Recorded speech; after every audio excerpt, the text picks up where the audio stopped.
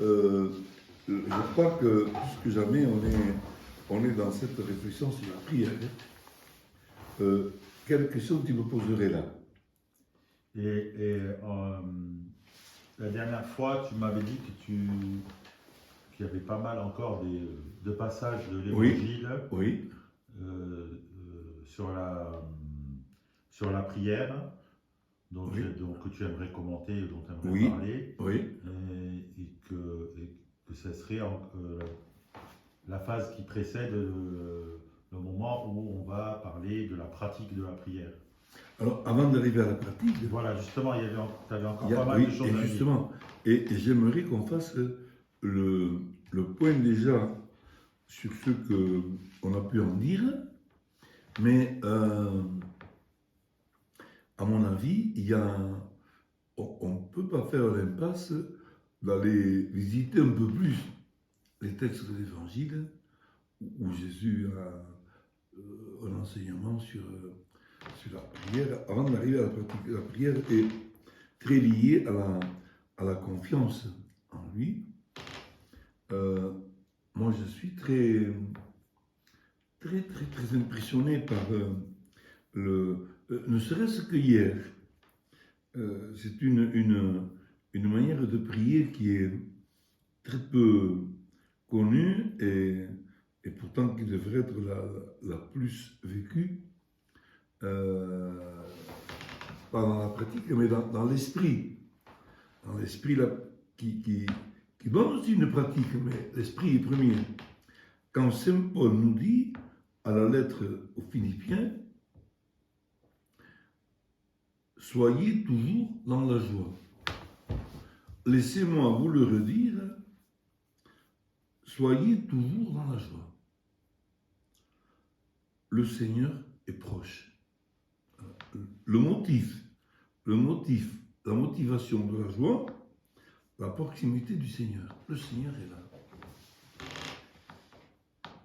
Donc, ne soyez inquiets de rien. Tous vos soucis, confiez-les à Dieu par le Christ dans une prière remplie d'actions de grâce, et la paix de Dieu qui dépasse tout ce qu'on peut imaginer ou concevoir habitera vos esprits et vos cœurs. Or, force est de constater que cette attitude, elle est rare. Elle est rare parce que les gens mettent beaucoup plus en avant leurs soucis que leurs prières.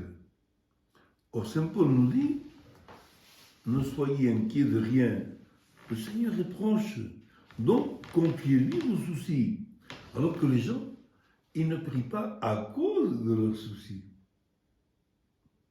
C'est une hérésie pratique, mais la plus grande possible. Quand tout va bien, on prie. Quand ça va pas bien, on ne prie plus. Or, c'est quand les médecins savent ça, beaucoup mieux que moi, plus on est anémié, et moins on a faim, et plus on a besoin d'alimentation. Exactement pareil pour la prière. Et ça me rappelle aussi le passage de l'Évangile où le Christ dit « Regardez les oiseaux du ciel qui ne se soucient pas, ou le lys des champs qui ne se soucie pas de leur devenir ou du lendemain, et pourtant Dieu s'occupe d'eux. » C'est ça. Alors là, tu fais appel à un des passages les plus importants où Jésus demande cette confiance. Et cette confiance, elle manque beaucoup. Et moi, je le vois dans les réunions de chrétiens avec ce temps de l'Avent.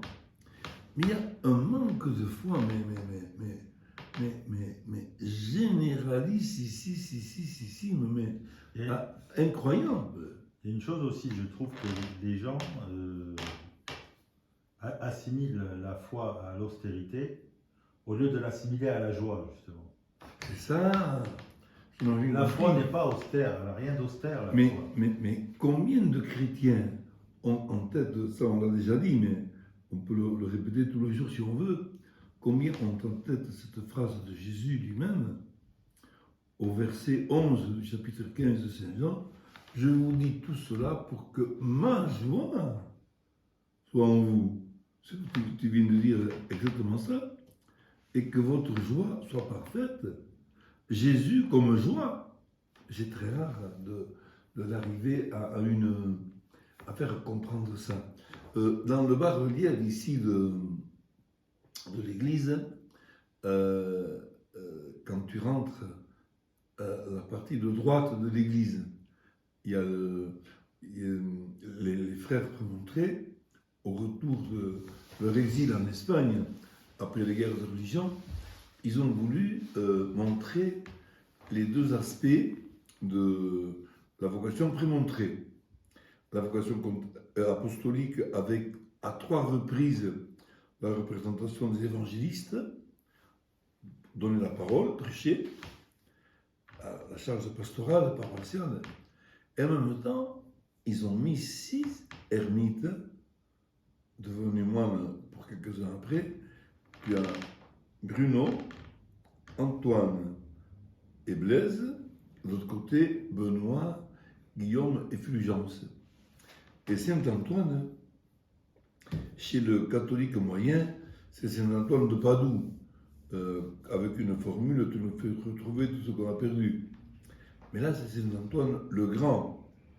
Du désert. Du désert, un des premiers moines, un des premiers, puisque c'est entre le 2e et le 3e siècle déjà, c'est très ancien. Et alors, moi je lui fais dire à Antoine, à tous ceux qui, avec ceux qui l'expriment, avec tous ceux qui viennent le voir, montre-moi ta joie. Je dirai quelle est ta prière et tu vérifieras quelle est ta foi. Et Ben, qui est venu tout à l'heure ici, m'a envoyé une icône extraordinaire. Il me l'a donnée. Et dans une de mes rivières, magnifique. Ne dis pas à Dieu que tu as de très grands problèmes, dis à tes problèmes que ton Dieu est très grand. Magnifique. Il s'agit toujours de remettre Dieu à la première place. Et alors, hier j'étais très étonné aussi, mais j'ai l'impression que ça ne passe pas. Les gens n'écoutent pas ça. Ils sont tellement peu habitués. C'est l'évangile où Jean prêche au désert, justement. Il baptise et il prêche. Et les gens viennent le voir. Ils viennent se font baptiser. Ils sont tellement pris par sa prédication qu'ils lui posent cette question. Que devons-nous faire? Ça veut dire que après avoir écouté la parole de Jean, ils ne peuvent plus faire comme avant. Fais une enquête à une sortie de messe. Ils ne savent plus quoi faire. Ils ne demandent même pas ce qu'ils ont à faire. Ceux de Jean demandent. Oui. Mais ceux d'une messe, Ils repartent à ce qu'ils faisaient n'ont même avant. pas entendu qu'ils devaient changer quelque chose. Oui, c'est moins angoissant. Et beaucoup moins stimulant, beaucoup moins appelant. Parce que ce n'est pas forcément angoissant que devons-nous faire. C'est au contraire exprimer une compréhension de la parole. Non, mais je veux dire, pour eux, ça peut leur paraître moins angoissant de revenir à ce qu'ils faisaient avant, sans réfléchir. Ah oui, ils ne se posent même pas la question. Dans une routine. Ça, la routine, oui. Ils ne se posent même pas la question. Il n'y a pas d'angoisse là. À mon avis, il y a une telle routine que l'angoisse n'a même pas place. Bon, celui qui aurait de l'angoisse serait bon.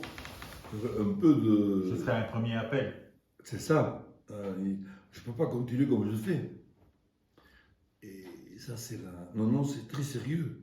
Et c'est là que je pense que les autres rencontres qu'on va faire, il y en a au moins 2 ou 3, pour continuer à voir comment dans l'Évangile, ce que Jésus propose en premier, c'est la relation à lui.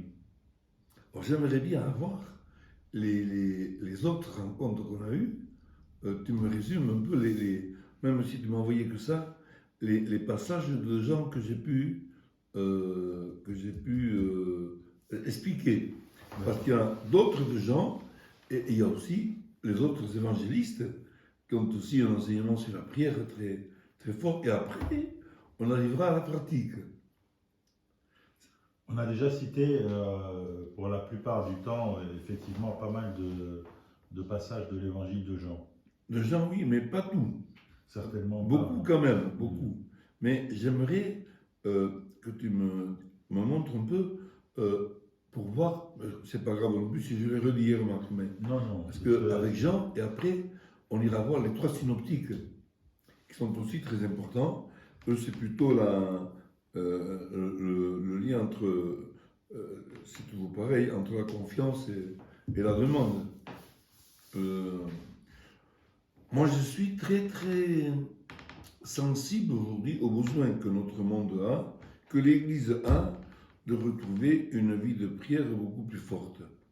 Parce que la seule attitude qui peut introduire un spécifique dans la vie d'un chrétien, dans notre monde qui en a tant besoin, c'est la prière. La vie mise en prière. La vie, il n'y a rien d'autre plus important que ça. Là, j'aurais envie de dire que les gens ont besoin de dire qu'ils évoluent, que la société évolue, Que la société évolue, que les mœurs évoluent, que la qualité de vie évolue. C'est ce qui est dit dans les médias ou dans les ils journaux. ont surtout besoin d'entendre Et moi, j'ai l'impression que Dieu justement, est là. que le vrai modernisme, Ah oui, c'est la prière. c'est ça. Ils ont besoin d'entendre Dieu est là. Oui, c'est-à-dire que les gens veulent toujours dire qu'il faut s'adapter à son époque. Moi, j'ai l'impression que pour s'adapter à son époque, il faut être à jour avec Dieu, en fait. Bien sûr. Moi j'aime beaucoup quand on me dit sois réaliste. Oh, et combien? Mais le vrai réalisme, et en sachant que la plus grande partie de la réalité est invisible. Dieu est invisible. Et quand on dit réaliste, en fait, c'est pas réaliste du tout qu'on est. On est matérialiste. Sois Oui. réaliste, ça veut dire sois dans- matérialiste. On est toujours dans le sensible. C'est ça. Ça, c'est très, très, très important. Samedi, on se verra à 9h30. D'accord. Alors là, moi, je suis fatigué. Il faut que je me trouve grande sieste tout à l'heure. Et après, j'ai 2 enterrements à préparer. Et alors, mais une grande sieste d'abord. Je sens le besoin de dormir comme c'est pas possible. J'imagine. Et mon cathare tubaire était aussi ça.